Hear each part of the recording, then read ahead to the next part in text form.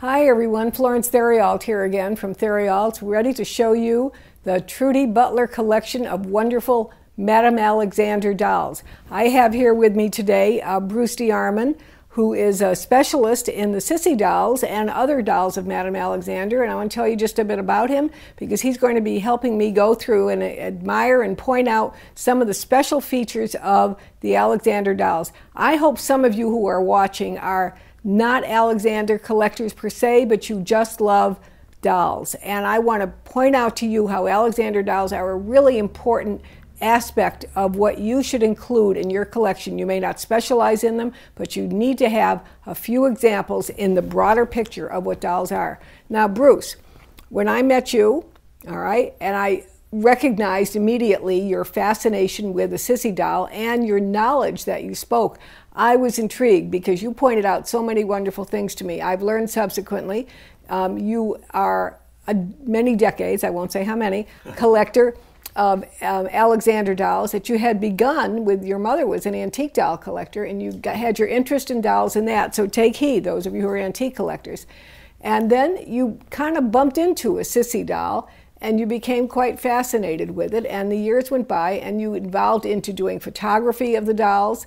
You were quite interested in the fashion because that's kind of your occupational background, would be the fashion of the times. And you have been heavily involved in the Madame Alexander Doll Club. You were assistant editor of their publication, and you have your own website with a blog in which you write about dolls, and that's called dolledition.com. Right. DOLLEDITION.com. Any of you who want to follow Bruce, and I want to tell you something.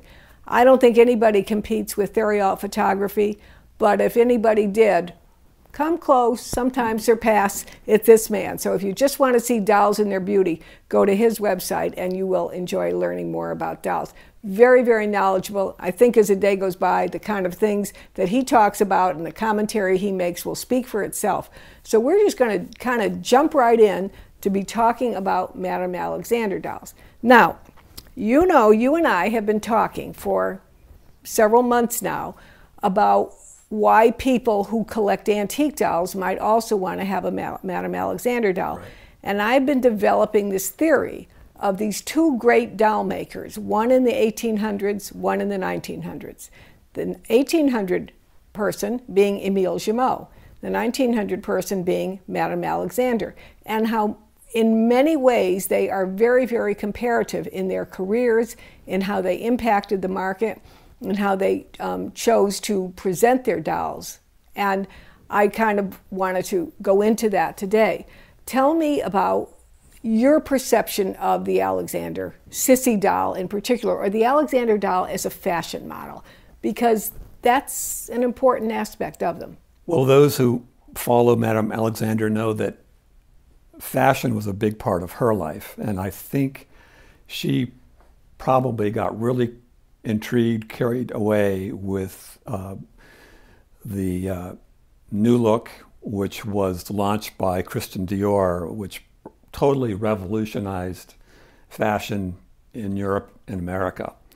So this is post-war, post-World War II. Post-war. So she was doing, well, actually, this would have started right after World War II. Mm-hmm. The first inklings started to appear. And then Christian Dior, a little bit later in the late 40s, started introducing his fashion. Previously, if Madame wanted to do a fashion doll, she would do, for instance, this doll. It's a little girl's essentially body face, padded gown in period costume. But doing a doll in contemporary costume, there weren't too many examples there. If she did do one, for instance, I don't know if the camera can catch that doll. They were intended to be an adult doll, but using a child's body that's padded to give it a figure. But as things progressed, Madame wanted something that represented, it could be a correct, accurate mannequin to wear the new fashions that were coming out of Paris.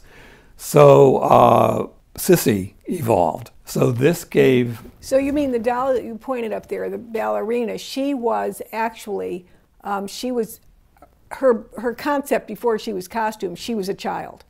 Correct.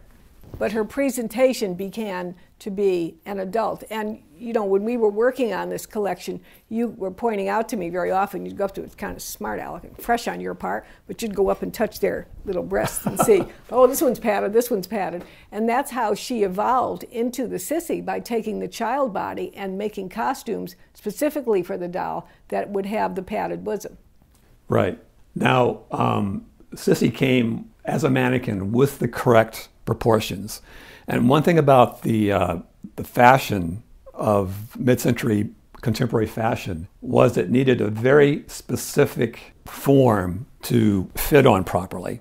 So some of this was created through the human wearing assorted foundation. And so parts of the body were tweaked, conjoled, compressed to get some of that classic hourglass waist, the prominent bosom, the prominent shoulders, all kinds of things that were repeated consistently. Do we know who modeled the body for the Sissy?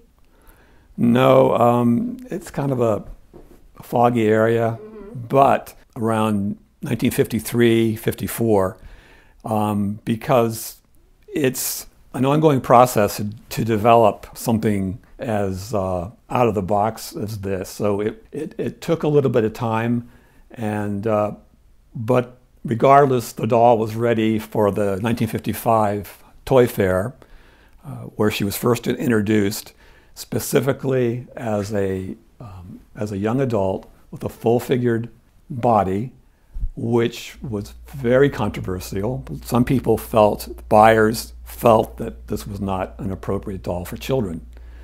But not as exaggerated as Barbie was to be 4 years later. Very kind of mellow.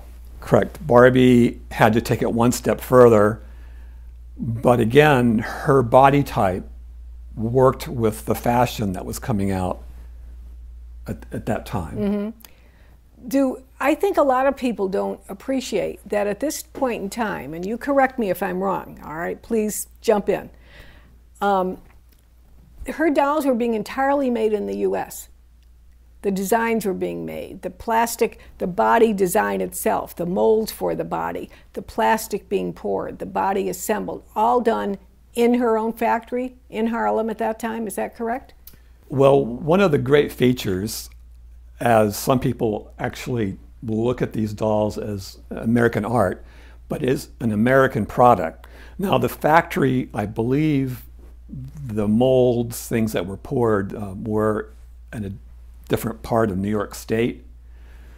So there were different locations. The Harlem factory, which is not where Sissy actually started. She first started in their, I guess it's Lower Manhattan. Then around 57, I believe, they moved to Harlem. So that must have been one crazy, you know what it's like to move a home, but to move your business and factory to a whole new location must have been just total chaos. Plus you have to get your product out, and they're always working ahead. You know, you may be finishing up production for 1955 in the summer so that they can be delivered in October.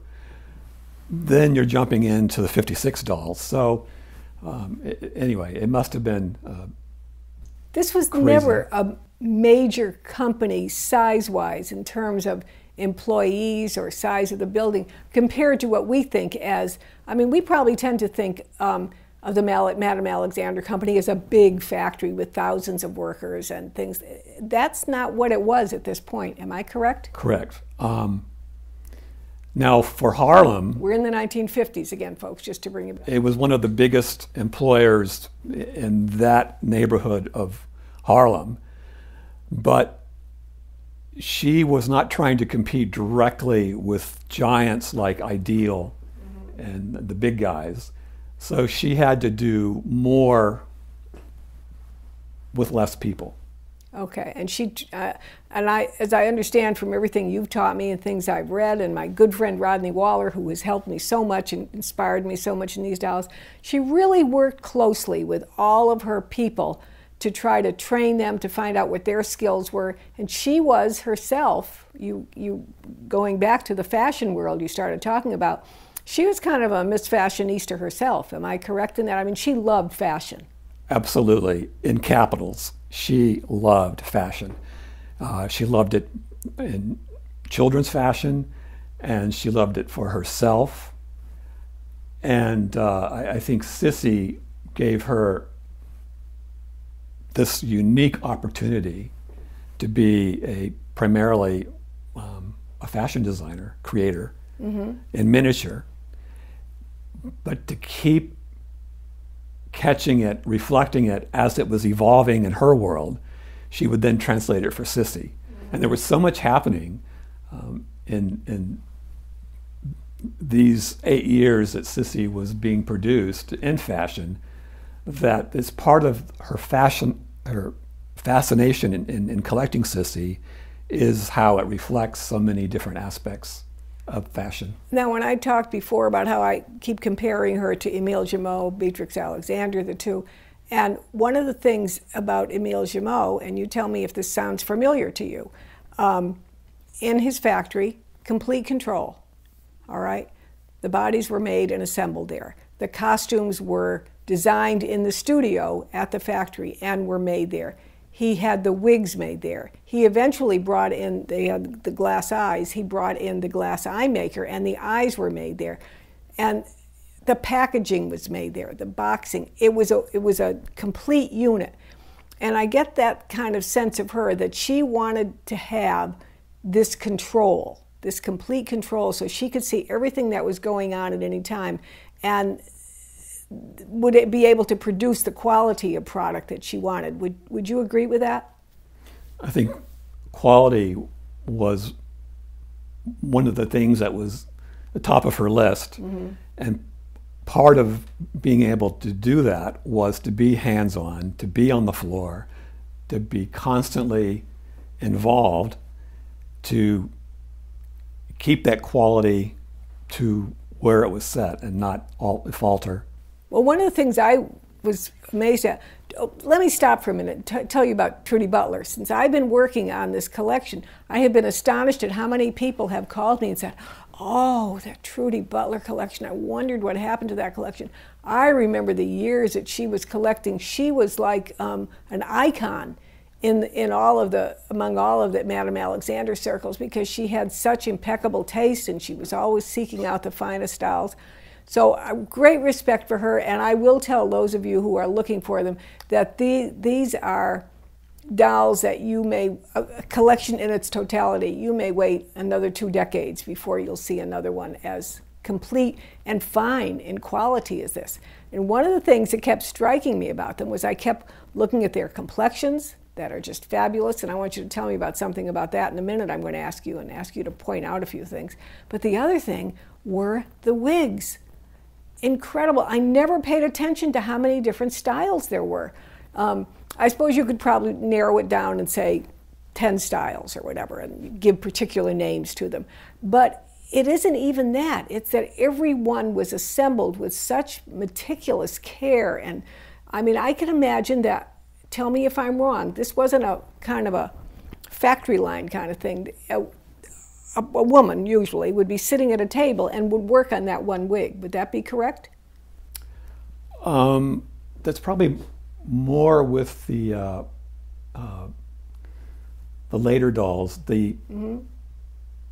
Later in getting into the 60s and 70s. But the wigs, at least for Sissy, she was approached by a gentleman who did wigs for Broadway. And he was a very well-known in the theater business, did a lot of wigs for musicals. And he became created the wigs that Madame Alexander used. And they stayed in a fairly narrow assortment, but every once in a while, for whatever reason, they would go outside of the box, and some of those have become the most collectible dolls because they have very unusual or elaborate wig styles. And you talked to me about her husband, whose background was as a milliner. And so how did that impact on the design of the doll hats? I'm laughing at hats because when I wrote the copy, I called everything a bonnet, and Bruce said to me very gently, "Florence, bonnets are really more antique. These are hats." So I've corrected it, so now they're hats. So tell me about her husband's background in hats, in millinery. Well, at least the story is that he played a big part in the development and the constant evolving of hats for Sissy. And that is one, of course, at the time, everything had to have a hat. This was his background, is that what you told me? Right. And he eventually he left his company he was working for, that he was doing very well in, to help Madame, who was becoming overwhelmed with her company. So one of his influences has been some of the wonderful, wonderful hats that you see with Sissy, and were also available as an extra boxed item. And sometimes the ones that came as an extra boxed item were actually just a notch more than the other hats, because for something to make it, or to have that, when you open the box and you have that experience of looking at something for the first time, it needs to be a little bit special, maybe a little over the top. So quite often the hats are great examples. They'll be similar but different than the hats that came on basic dolls. They'll be just a little bit more unique, more special. But again, one of the things that they did was very clever, is sometimes there would be a very basic dress, and for some reason navy taffeta comes to mind. You would think maybe it would be black, the little black dress, but for Madame Alexander, she must have had a personal preference for navy, because Sissy comes with a lot of navy dresses, but it's the hat that makes the outfit. That's very interesting. You were pointing out to me before, and I think I'm going to kind of step over here and get off camera so you can have more freedom and you can pick up dolls, and I'll keep throwing in my comments, but you feel free to point out the dolls and the camera will pick them up, or actually bring the doll up here to your table. Let me get this out of your way.